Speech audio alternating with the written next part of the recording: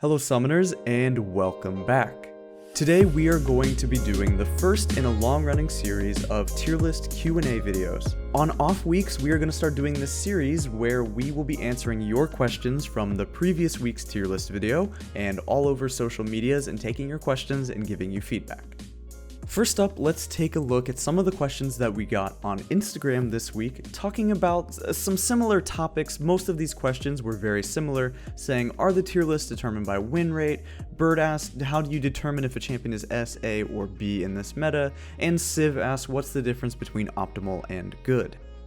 To answer the question, generally, in the current meta, the playstyle or play pattern of very strong and very good champions are push the wave, stay in lane, or be really sustained and stay on the map. Any champion who has pushing power and can ignore the laning phase, whether it be through a Tiamat, a minion dematerializer, or they don't have very high mana cost, can constantly push the wave and pressure the wave is going to be a good champion. Champions who can do this will have the ability to roam, they get the wards down, they can ignore the laning phase, and it's really hard to get ganked if you're not in lane. Champions like Talon and Irelia Soul are godlike for mid lane because they push the wave. Talon pushes with Tiamat and W, Irelia Soul pushes with his W and Q, then runs all over the map and kills your bot lane.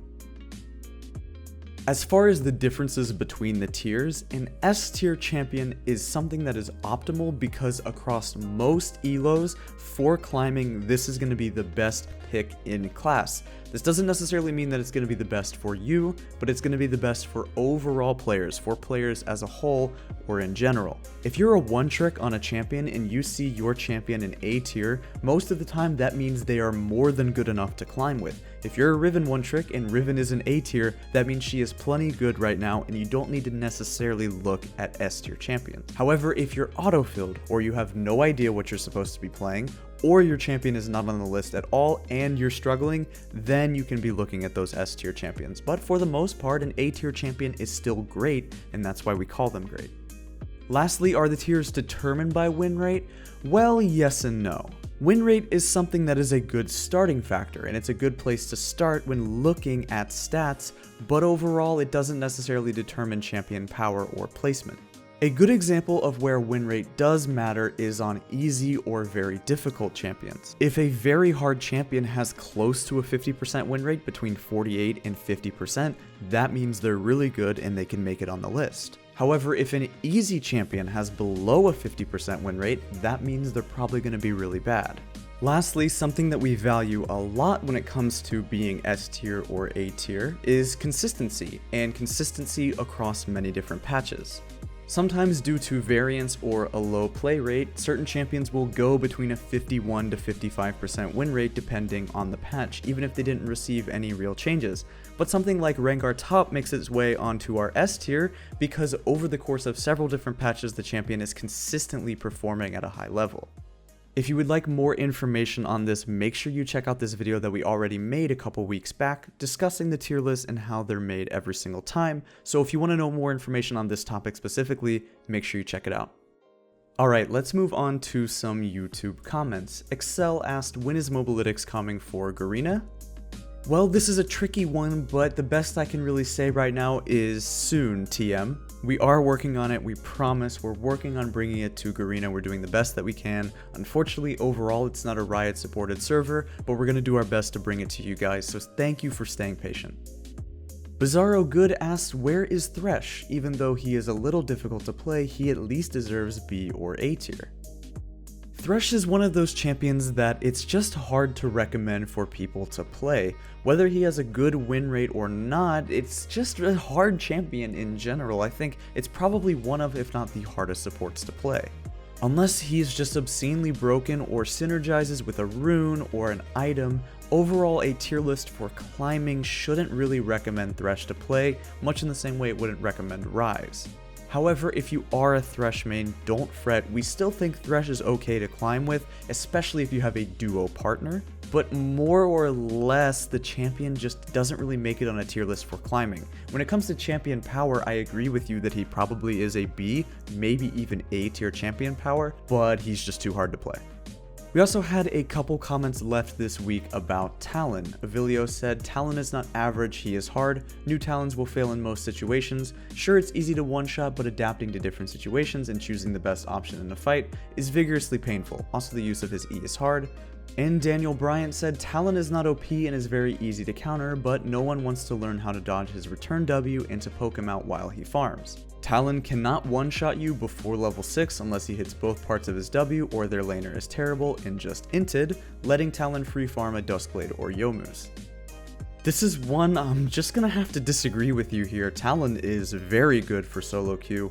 He is a little bit tricky to play, but the thing is you have to consider who are the other hard champions we're saying. The reason he is average and is not orange or hard difficulty is because compared to the rest of the pool, yes, he's not brain dead, he's not super simple like something like Warwick or a Mumu, but we definitely don't think he approaches Irelia levels or a champion like that. Talon boasts a disgustingly high win rate and is very good in solo queue, and despite the fact that yes, they did just nerf his W, still building a Tiamat and ignoring the laning phase, Talon is able to just pick up a lot of kills from roaming in general. There are plenty of Talon one-tricks still doing well in high elo, and many players still see him as very much permaban worthy. And Talon is even seeing competitive viability in the mid lane, so he's good in solo queue, he's good in competitive play. What doesn't this champion really have?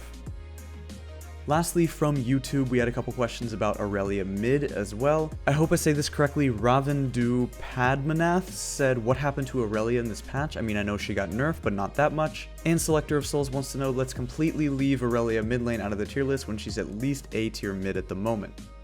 I think in competitive play, Irelia is A or B tier simply because the pros are really good and her kit is dominant, but when it comes to solo queue, she just doesn't really have the performance to back it up, especially considering she's hard to play.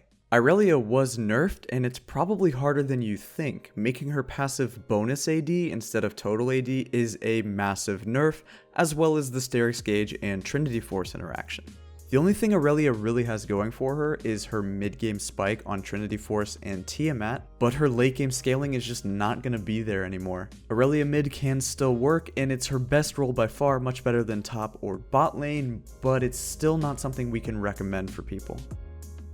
Alright, last but not least, moving on to a couple questions from Discord. Kathleen Angler wants to know, why is Camille Jungle A tier when Nocturne is B? I don't see the logic of having to power farm until level 6 being a big enough bump to push Nocturne all the way down to B tier, considering his impact on the game post level 6.